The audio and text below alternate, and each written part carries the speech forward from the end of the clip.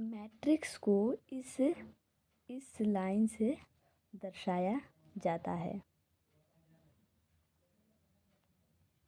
Matrix के अंदर कुछ अंक रहते हैं जैसे कि 2, 3, 4,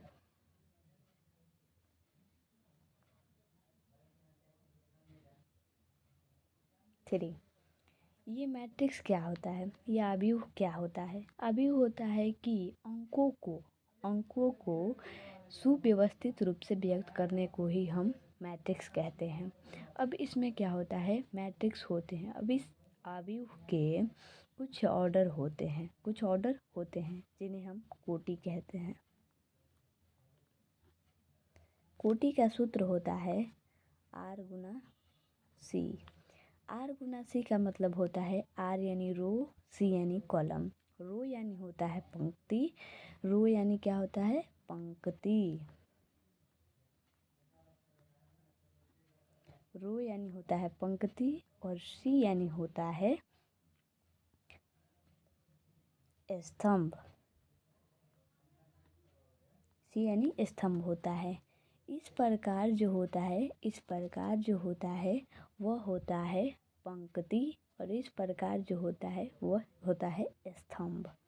अब कोटि तो स्तंभ, इसमें हम देख लेंगे कि पंक्ति की संख्या कितनी है। तो पंक्ति संख्या 1, ये 2 और ये 3, ठीक है। ये 1, ये 2 और ये 3, तो यहाँ पे कितना हो गया, तो 3। फिर हमारा स्तंभ कितना है, स्तंभ ऐसे होता है 1, 2 और 3, यानी कि 1, 2 और ये 3, ठीक है। ये भी 3, यानी कि हमारा कोटि क्या हुआ, 3/3 का हो गया। ठीक इसी प्रकार हम क्वेश्चन नंबर जब हम 1 करेंगे तो क्वेश्चन नंबर 1 में पूछ रहा है एक अवयव A बराबर इतना के लिए ज्ञात कीजिए। अब पूछ रहा है कि अवयव की कोटि क्या होगी। अवयव की कोटि के लिए अभी हमने सूत्र जाना R गुना C होता है, ठीक है। अब हम क्वेश्चन 1 को सॉल्व करते हैं। हमें पूछा है अवयव, हमें फर्स्ट क्वेश्चन में पूछा है कि अवयव की कोटि क्या है।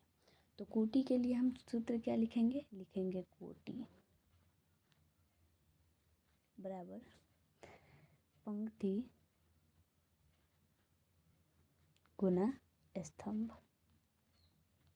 अब हमारे पास पंक्ति, अब इसमें हम पंक्ति देखेंगे, पंक्ति 1, 2 और 3, इसमें 3 पंक्ति हैं। हम लिखेंगे कि 3 मल्टीप्लाई, अब देखेंगे कि हमारे पास स्तंभ कितने हैं।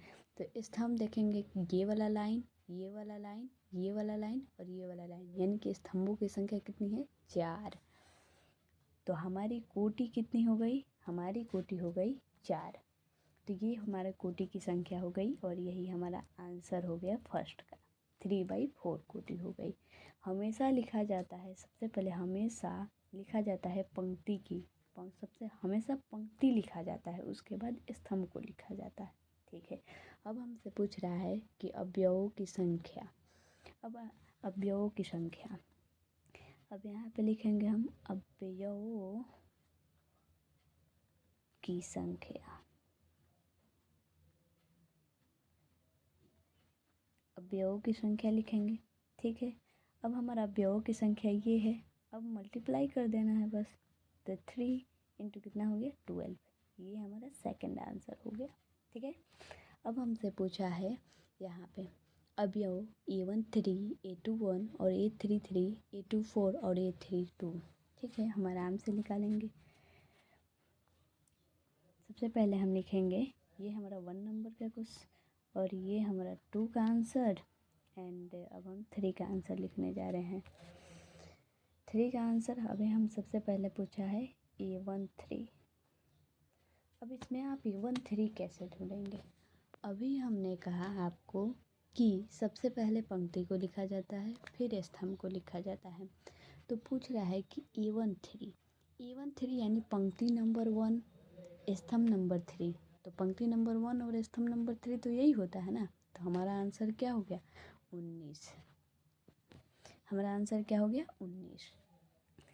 अब हम फिर पूछा है हमें A2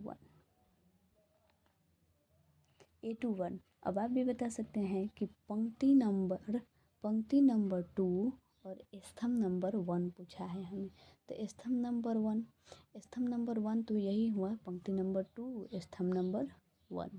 तो 35 हमारा क्या हुआ आंसर, इसका 35 हुआ। उसके बाद हम पूछा है हमको A33।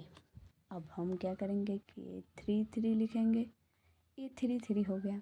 अब इसे हम देखेंगे। अब A33 का मतलब होता है पंक्ति नंबर 3 और स्तंभ नंबर 3। अब इसे हम ढूंढेंगे कि पंक्ति नंबर 3 और स्तंभ नंबर 3 कहाँ है। तो ये हो गया पंक्ति नंबर 3 और स्तंभ नंबर 3 यानी कि -5। तो यहाँ पे आराम से हम -5 लिखेंगे। फिर अभी हम पूछा है A24। ठीक है, हम यहाँ A24 लिख देते हैं। A24 यानी कि पंक्ति नंबर 2 स्तंभ नंबर 4। चलिए देखते हैं। तो ये हमारे पास आ जाता है कि पंक्ति नंबर 2 स्तंभ नंबर 4 यानी ये हो गया 12। ये पंक्ति नंबर 2 स्तंभ नंबर 4। तो 4 में यही तो आता है ना, तो 12 हो गया। तो यहाँ पे हमारा जो आंसर होगा वो 12 हो गया। अब हमें लास्ट पूछा है A23। ठीक है, A23 लिखते हैं। A23 अब A23